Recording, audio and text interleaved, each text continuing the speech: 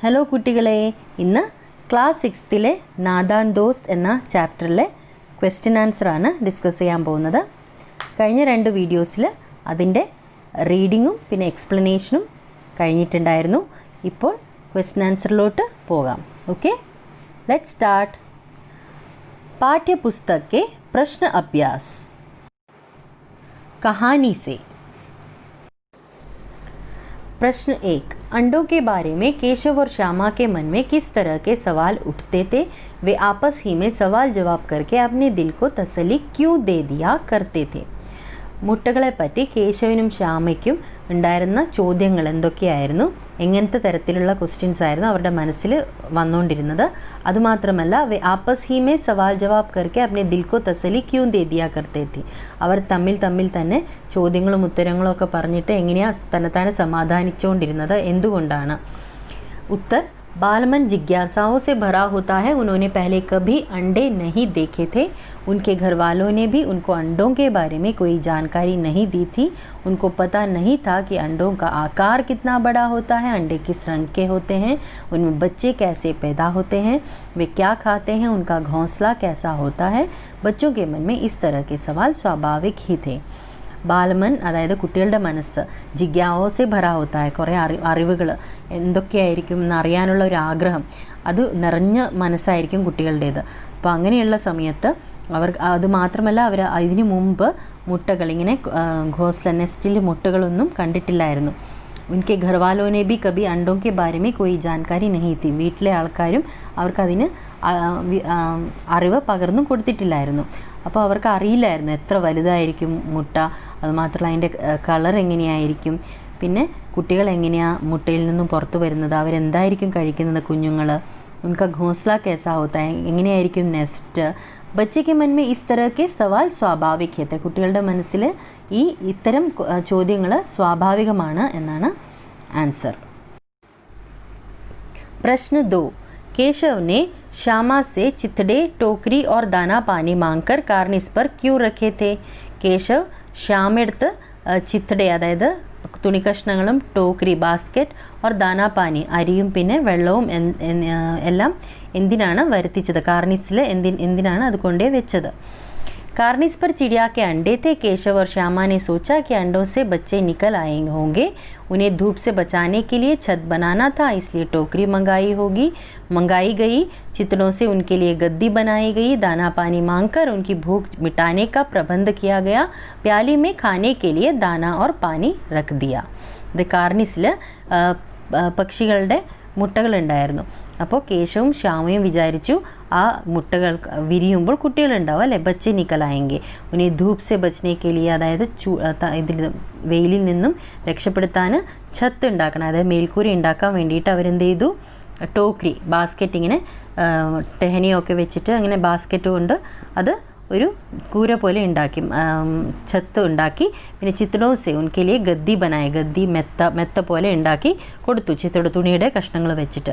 പിന്നെ ദാനാപാനി മാങ്കർ, അതായത് ദാന എന്ന് പറഞ്ഞാൽ ഗ്രെയിൻസ്, അരിയും പിന്നെ വെള്ളവും ഒക്കെ വെച്ചിട്ട് അതിൻ്റെ വിശപ്പ് ഭൂക്ക് മിട്ടാനേക്ക പ്രബന്ധ് കിയാ ഗയാ.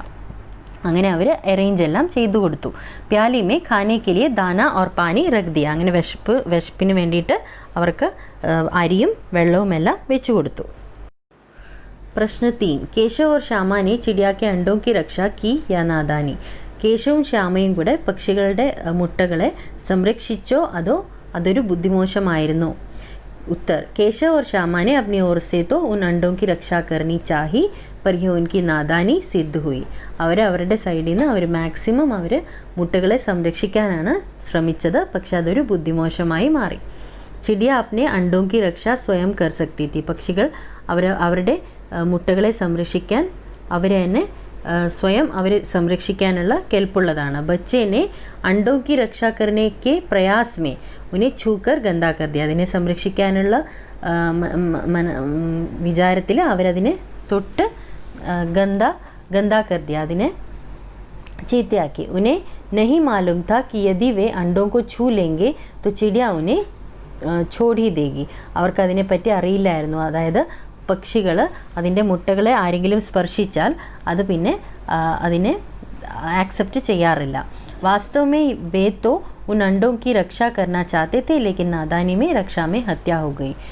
ശരിക്കും പറഞ്ഞാൽ അവരതിനെ സംരക്ഷിക്കാനാണ് ശ്രമിച്ചത്. പക്ഷേ അവരുടെ ബുദ്ധിമോശം കാരണം, അവരുടെ അറിവില്ലായ്മ കാരണം നാദാനിമേ രക്ഷാമേ ഹത്യ ഹോ ഗയി, രക്ഷിക്കാൻ ശ്രമിക്കുന്നതിൻ്റെ ഇടയിൽ അതൊരു ഹത്യയായി മാറി.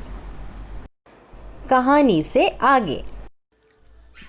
प्रश्न 1. केशव और श्यामा ने अंडों के बारे में क्या क्या अनुमान लगाए? यदि उस जगह तुम होते तो क्या अनुमान लगाते और क्या करते? കേശവും ശ്യാമയും മുട്ടകളെപ്പറ്റി എന്തൊക്കെയായിരുന്നു ആലോചിച്ച് കൂട്ടിയത്, അതായത് എന്തൊക്കെയായിരുന്നു അവരുടെ ഇമാജിനേഷനിൽ അല്ലേ. യദി ഉസ് ജഗ തും ഹോത്തെ തോ ക്യാ അനുമാൻ ലഗാത്തെ, ഞങ്ങളായിരുന്നെങ്കിൽ ഞങ്ങൾ എന്തൊക്കെയായിരിക്കും വിചാരിച്ച് മനസ്സിലാക്കി എടുക്കുക, അതായത് എന്തൊക്കെ ആയിരിക്കും ഞങ്ങളുടെ മനസ്സിൽ ഉണ്ടാവുന്ന കാര്യങ്ങൾ. उत्तर. केशव और श्यामा ने अनुमान लगाया कि अब उन अंडों से बच्चे निकल आए होंगे. इतना कहाँ से लाएगी, गरीब बच्चे इस तरह चूं चूं करके मर जाएंगे, उन्हें धूप में भी कष्ट होगा. അങ്ങനെ കേശവും ശ്യാമയുടെ മനസ്സിൽ വന്ന കാര്യങ്ങളാണ്. അതായത് കുട്ടികൾ മുട്ടയിൽ നിന്ന് എപ്പോൾ പുറത്തു വരും, വന്നാൽ തന്നെ അവരെന്തായിരിക്കും കഴിക്കുക, ഒന്നും കഴിക്കാൻ കിട്ടാതെ ചൂൻ ചൂന്ന് പറഞ്ഞ് അവർ ചത്തുപോകത്തില്ലേ, പിന്നെ ചൂടിൽ അതായത് വെയിലത്ത് അവർക്ക് കുറേ കഷ്ടങ്ങൾ അനുഭവിക്കേണ്ടി വരും, വെയിൽ കൊള്ളുമ്പോൾ അവർക്ക് ദാഹം ഉണ്ടാവും. ഇത് കേശവ് और श्यामा की जगह हम होते तो हम अनुमान लगाते कि ഞങ്ങൾ കേശവൻ്റെയും ശ്യാമയുടെയും സ്ഥാനത്ത് ഞങ്ങളായിരുന്നെങ്കിൽ നിങ്ങൾ എന്തായിരിക്കും ആലോചിക്കുക ആ സമയത്ത്. നിങ്ങൾക്ക് അറിവുണ്ടായിരുന്നെങ്കിൽ നിങ്ങൾ എന്ത് ചെയ്യും, അതിനെ സംരക്ഷിക്കുന്നത് എങ്ങനെയായിരിക്കും, അതിനെ തൊട്ടിട്ടല്ല അല്ല, അതിനെ സ്പർശിക്കരുത്. സ്പർശിക്കാതെ ഞങ്ങൾ എന്താ ചെയ്യേണ്ടത്, अन्य जीव जंतु और अंडों तक नहीं पहुंच जाएगा, कार्निस तक कोई जानवर न पहुंचे, അങ്ങനെ मैं इसका प्रयास करता, അതായത് ഞാൻ ശ്രമിക്കുമായിരുന്നു, അതായത് ഒരു പൂച്ചയോ ആരും പക്ഷിയുടെ അടുത്തെത്താത്ത രീതിയിൽ ഞങ്ങൾ സംരക്ഷിക്കുമായിരുന്നു. ഹം അണ്ടോ കെ സാത്ത് ഛേഡ്ഛാഡ് നഹി കർത്തെ, മുട്ടയെ ഞങ്ങൾ സ്പർശിക്കത്തില്ല. चिड़ियों के लिए दाना हम कार्निस पर रखने की जगह नीचे ज़मीन पर बिखेर देते. മുകളിൽ കാർണിസിൽ വെക്കാതെ പക്ഷികൾക്കുള്ള ഭക്ഷണം, അതായത് അരി ദാന ഞങ്ങൾ പക്ഷികളുടെ നെസ്റ്റിൻ്റെ അടുത്ത് വെക്കാതെ താഴെ ഇങ്ങനെ വിരിച്ച് ഇടുമായിരുന്നു, അതായത് അതിനെ ഞങ്ങൾ സ്പർശിക്കാതെ നോക്കുമായിരുന്നു. माँ के सोते ही केशव और श्यामा दोपहर में बाहर क्यों निकल आए? माँ के पूछने पर भी दोनों में से किसी ने किवाड़ खोलकर दोपहर में बाहर निकलने का कारण क्यों नहीं बताया? അമ്മ ഉറങ്ങിയ ഉടനെ രണ്ടുപേരും, അതായത് കേശവും ശ്യാമയും എന്തുകൊണ്ട് ഉച്ചയ്ക്ക് പുറത്തിറങ്ങി വന്നു? അമ്മ എത്ര ചോദിച്ചിട്ടും രണ്ടുപേരും കതക് തുറന്ന് എന്തിനു പുറത്തു വന്നു എന്നതിൻ്റെ കാരണം രണ്ടുപേരും പറഞ്ഞില്ല. അതെന്തുകൊണ്ട്? उत्तर. क्योंकि वही समय ऐसा था जब वे बाहर आकर चुपचाप चिड़िया के बच्चे को देख सकते थे. ആ സമയം മാത്രമാണ്, അതായത് ഉച്ച സമയം, അമ്മ ഉറങ്ങുന്ന സമയം, ആ സമയം മാത്രമാണ് അവർക്ക് പുറത്തിറങ്ങി വന്ന് പക്ഷികളെ നോക്കാൻ പറ്റത്തുള്ളൂ. മാ ഉൻകോ ദേഖ് ലേത്തി തോ ഉൻകോ ഹാത്ത് ന ലഗാനെ ദേത്തി. അമ്മ നോക്കിയായിരുന്നെങ്കിൽ, കണ്ടായിരുന്നെങ്കിൽ അമ്മ അതിനെ തൊടാൻ പോലും സമ്മതിക്കത്തില്ല, കാണാൻ പോലും സമ്മതിക്കത്തില്ല. മാ കെ പൂച്ഛനെ പർ പിട്ടായി കെ ഡർ സെ ദോനോ മേ സെ കിസി നെ ബാഹർ നിക്കൽനെ കാ കാരൺ നഹി ബതായ. അമ്മ ചോദിച്ചിട്ടും രണ്ടുപേരും അടി കിട്ടുമോ എന്ന് പേടി കാരണം രണ്ടുപേരും ഒന്നും അമ്മ ചോദിച്ചിട്ട് ഒന്നും പറഞ്ഞിട്ടില്ല. प्रश्न 3. प्रेमचंद जी ने इस कहानी का नाम नादान दोस्त रखा. आप इसे क्या शीर्षक देना चाहोगे? പ്രേംചന്ദ് ജി ഈ കഥയ്ക്ക് എന്താ പേര് കൊടുത്തിരിക്കുന്നത്? നാദാൻ ദോസ്ത് എന്നാണ് പേര് കൊടുത്തിരിക്കുന്നത്. നിങ്ങളാണെങ്കിൽ എന്ത് ശീർഷക്, അതായത് എന്ത് ഹെഡിങ് ആണ് ഈ കഥയ്ക്ക് കൊടുക്കുക? ഉത്തർ. ഹം ഇസ്ക ദൂസറ അന്യ ശീർഷക് എന്ന് പറഞ്ഞ് നിങ്ങളുടെ മനസ്സിൽ എന്തെങ്കിലും ഉണ്ടെങ്കിൽ അത് എഴുതുക. അല്ലെങ്കിൽ എഴുതാം ബച്ചോं की नादानी അല്ലെങ്കിൽ രക്ഷാ में हत्या എന്തെങ്കിലും എഴുതാം. ഓക്കെ. भाषा की बात. प्रश्न 1. श्यामा माँ से बोली, मैंने आपकी बातचीत सुन ली है. ऊपर दिए गए उदाहरण में मैंने का प्रयोग श्यामा के लिए और आपकी का प्रयोग माँ के लिए हो रहा है. जब सर्वनाम का प्रयोग कहने वाले, सुनने वाले या किसी तीसरे के लिए हो तो उसे पुरुषवाचक सर्वनाम कहते हैं. नीचे दिए गए वाक्यों में तीनों प्रकार के पुरुषवाचक सर्वनामों के नीचे रेखा खींचो. ഇതിൽ കൊടുത്തിരിക്കുന്ന സെൻറ്റൻസ്, അതായത് मैंने आपकी बातचीत सुन ली है, ഇതിൽ मैंने എന്നത് ശ്യാമയ്ക്കും പിന്നെ आपकी എന്ന പ്രയോഗം माँ के लिए അതായത് അമ്മയ്ക്ക് വേണ്ടിയുള്ളതാണ്. സർവനാമം അതായത് പേരിന് പകരം യൂസ് ചെയ്യുന്നത് അതായത് സർവനാം നാമത്തെ കാണിക്കുന്നതാണ് സർവനാം. സർവനാം का प्रयोग कहने वाले सुनने वाले कहने वाले പറയുന്ന ആൾ കേൾക്കുന്ന ആൾ അല്ലെങ്കിൽ മൂന്നാമതൊരാൾ അതിനെ പുരുഷവാചക് സർവനാം എന്ന് പറയും. അങ്ങനെ 3 തരത്തിലുള്ള സർവനാമം അതായത് ഉത്തം പുരുഷവാചക് സർവനാം, മധ്യം പുരുഷവാചക് സർവനാം, പിന്നെ അന്യ പുരുഷവാചക് സർവനാം, അങ്ങനെ 3 തരത്തിൽ. അപ്പോൾ അത് തരംതിരിച്ച് എഴുതാനാണ് തരംതിരിച്ച് നീച്ചെ രേഖാ खींचो ലൈൻ ഇടാനാണ് പറഞ്ഞിരിക്കുന്നത്. उत्तर एक दिन दीपू और नीलू यमुना तट पर बैठे शाम की हवा का आनंद ले रहे थे. तभी उन्होंने देखा कि एक लंबा आदमी लड़खड़ाता हुआ उनकी ओर चला आ रहा है. तभी उन्होंने എന്നത് എന്താണ് अन्यपुरुषवाचक सर्वनाമാണ്. उन्होंने देखा कि एक लंबा आदमी लड़खड़ाता हुआ उनकी ओर चला आ रहा है അതും अन्यपुरुषवाचक सर्वनाമാണ്. पास आकर उसने बड़े दयनीय स्वर में कहा. पास आकर उसने എന്നത് अन्यपुरुषवाचक सर्वनाമാണ്. बड़े दयनीय स्वर में कहा मैं भूख से मरा जा रहा हूँ. मैं എന്നത് उत्तम पुरुषवाचक सर्वनाമാണ്. मैं भूख से मरा जा रहा हूँ, क्या आप मुझे कुछ खाने को दे सकते हैं. आप അല്ലെങ്കിൽ മുझे आप എന്നത് മധ്യം പുരുഷവാചക് സർവനാമാണ്. ആപ്പ് എന്നത് മധ്യം പുരുഷവാചക് സർവനാമാണ്. ഉത്തം പുരുഷവാചക് സർവനാമാണ് മുझे. അപ്പോൾ ഉത്തം പുരുഷവാചക് സർവനാം ഇതിൽ मैं मुझे, മധ്യം പുരുഷവാചക് സർവനാം आप, अन्य पुरुषवाचक सर्वनाम उन्होंने, उनकी, उसने. तगड़े बच्चे, मसालेदार सब्जी, बड़ा अंडा. यहाँ रेखांकित शब्द क्रमशः बच्चे, सब्जी और अंडे. തഗ്ഡേ ബച്ചെ അതായത് ബച്ചെ എന്നതിന് വിശേഷിപ്പിക്കുന്നതാണ് തഗ്ഡേ എന്ന വേർഡ്. സബ്ജി എന്നതിന് മസാലേദാർ എന്നും അണ്ട എന്നതിന് ബഡ എന്നതുമാണ് വിശേഷണം. അപ്പോൾ ഇങ്ങനെ ഗുണത്തെ വിശേഷിപ്പിക്കുന്നതിനാണ് ഗുണവാചക് വിശേഷൺ എന്ന് പറയുന്നത്. यहाँ रेखांकित शब्द क्रमशः बच्चे, सब्जी, अंडे की विशेषता यानी गुण बता रहे हैं, इसलिए विशेषणों को गुणवाचक विशेषण कहते हैं. इसमें व्यक्ति या वस्तु के अच्छे बुरे हर तरह के गुण आते हैं. നല്ലതും ചീത്തയുമായിട്ടുള്ള ഏതൊരു ഗുണവും വ്യക്തിയുടെയോ വസ്തുവിൻ്റെയോ गुणवाचक विशेषण वരും. आप 4 गुणवाचक विशेषण लिखो और उनके वाक्य बनाओ. 4 ഗുണവാചക് വിശേഷണം പിന്നെ അതിനുവേണ്ടിയുള്ള വാക്യവും പ്രയോഗിക്കാനാണ് പറഞ്ഞിരിക്കുന്നത്. ഗുണവാചക് വിശേഷण ഉദാഹരണം ईमानदार. അതിൻ്റെ വാക്യം ആയുഷ് ഏക് ईमानदार लड़का है. ईमानदार എന്നത് ഗുണവാചക് വിശേഷണാണ്. പിന്നെ നീല ആസ്മാൻ കാ രംഗ് നീല है. നീല എന്നത് ഗുണവാചക്.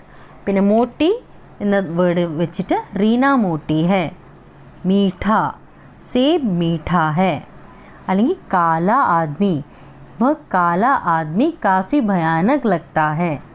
അങ്ങനെ പറയാം. പിന്നെ ജംഗ്ലി ബില്ലി, ജംഗ്ലി ബില്ലി बहुत खतरनाक है. ജംഗ്ലി അല്ലേ. അങ്ങനെ ഗുണവാചക് विशेषण. केशव ने झुंझलाकर कहा. केशव रोनी सूरत बनाकर बोला. केशव घबराकर उठा. केशव ने टोकरी को एक टहनी से टिकाकर कहा. श्यामा ने गिड़गिड़ाकर कहा. ऊपर लिखे वाक्यों में रेखांकित शब्दों को ध्यान से देखो. ये शब्द रीतिवाचक क्रिया विशेषण का काम कर रहे हैं. रीतिवाचक क्रिया विशेषण അതാണ് झुंझलाकर അല്ലെങ്കിൽ बनाकर, घबराकर, टिकाकर, गिड़गिड़ाकर किया गया काम अले अदान रीतिवाचक क्रिया विशेषण. क्योंकि ये बताते हैं कि कहने, बोलने और उठने की क्रिया कैसे हुई. कर वाले शब्दों के क्रिया विशेषण होने की एक पहचान यह भी है कि ये अक्सर क्रिया से ठीक पहले आते हैं. ക്രിയയുടെ ജസ്റ്റ് മുമ്പിലാണ് ഈ വേർഡ് വരിക. അതായത് ചെയ്യാനുള്ള, അതായത് ഝുഞ്ചലാക്കർ കഹ, ക്രിയയുടെ മുമ്പിലാണ് വരുന്നത് അല്ലേ ഝുഞ്ചലാക്കർ എന്ന വേർഡ്. ബോല എന്നതിന് മുന്നിൽ, അതായത് ക്രിയയാണ് ബോല, സംസാരിക്കുന്നത്, അതിൻ്റെ ജസ്റ്റ് മുന്നിലാണ് ബനാക്കർ ബോല, സൂറത്ത് ബനാക്കർ ബോല. ഉഠ, അതിൻ്റെ ജസ്റ്റ് മുമ്പിലാണ് ഘബ്രാക്കർ ഉഠ, അതായത് ഘബ്രാക്കർ എന്നതാണ് रीतिवाचक क्रियाविशेषण. कर वाले शब्दों के क्रियाविशेषण होने की एक पहचान यह भी है कि ये अक्सर क्रिया से ठीक पहले आते हैं. अब तुम भी इन 5 क्रियाविशेषणों का वाक्यों में प्रयोग करो. അതായത് ഝുഞ്ചലാക്കർ എന്ന അക്ഷരം ക്രിയാവിശേഷൻ വെച്ചിട്ടും रीतिवाचक ക്രിയാവിശേഷൻ വെച്ച് ബനാക്കർ, പിന്നെ ഘബ്രാക്കർ, ടിക്കാക്കർ, ഗിഡ്ഗിഡാക്കർ എന്ന रीतिवाचक ക്രിയാവിശേഷൻ വെച്ചിട്ട് സെൻറ്റൻസ് ഉണ്ടാക്കാനാണ്, വാക്യത്തിൽ പ്രയോഗിക്കാനാണ് പറഞ്ഞിരിക്കുന്നത്. ഝുഞ്ചലാക്കർ എന്ന് വെച്ചിട്ട് പറയാം, മോഹൻ കി ബാത് സുൻ നേഹ ഝുഞ്ചലാക്കർ ചലി ഗയി. ബനാക്കർ, മാ ഖാന ബനാക്കർ ചലി ഗയി, ക്രിയയുടെ ജസ്റ്റ് മുന്നിലാണ് ബനാക്കർ എന്നത് വരുന്നത്. മാ ഖാന ബനാക്കർ ചലി ഗയി.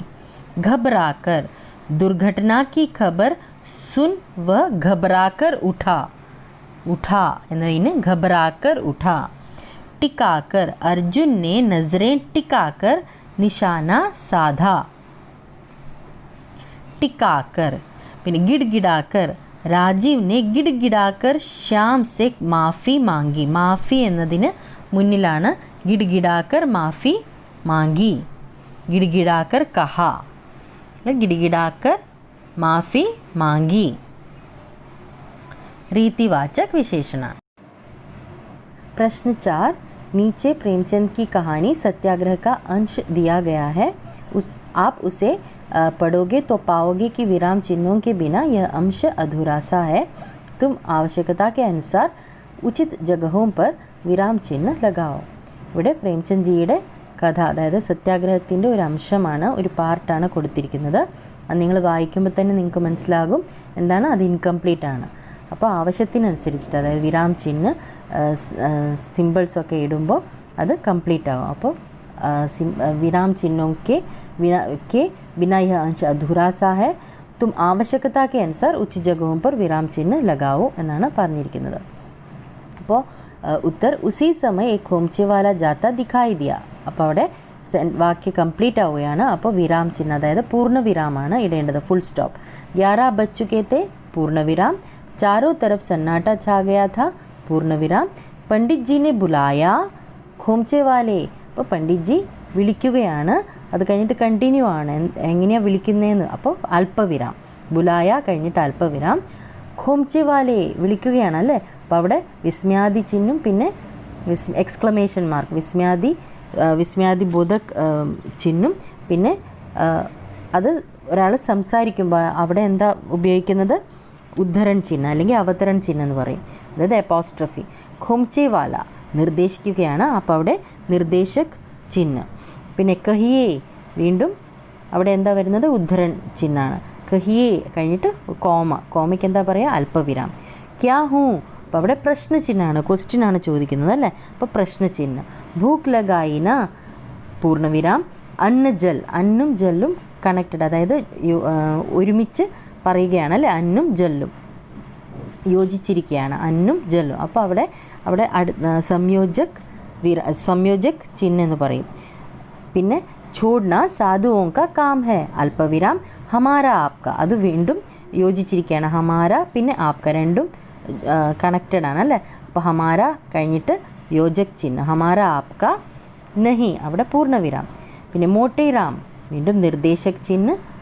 അബേ ക്യാ കേത്താ ഹെ, പ്രശ്നചിഹ്നം, അത് വീണ്ടും ഉദ്ധരൺ ചിഹ്നമാണ്, വീണ്ടും സ്റ്റാർട്ട് ചെയ്യുന്നത് അല്ലേ, സംസാരിക്കുകയാണ്. അപ്പോൾ യഹാ ക്യാ കിസി സാധു സെ കം ഹെ, चाहे तो महीनों पड़ रहे और भूख न लगे, അവിടെ പൂർണ്ണവിരാം. तुझे तो केवल इसलिए बुलाया है कि ज़रा पानी कुप्पी मुझे दे, अपनी कुप्पी मुझे दे, सॉरी, പൂർണ്ണവിരാം.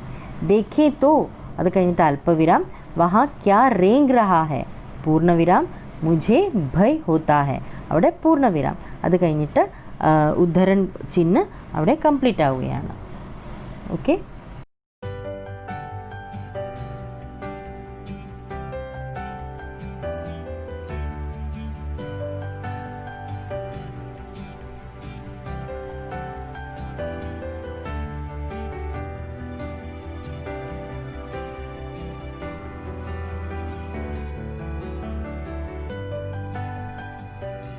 എല്ലാവർക്കും ഈ വീഡിയോ ഇഷ്ടമായി കാണും എന്ന് വിശ്വസിക്കുന്നു.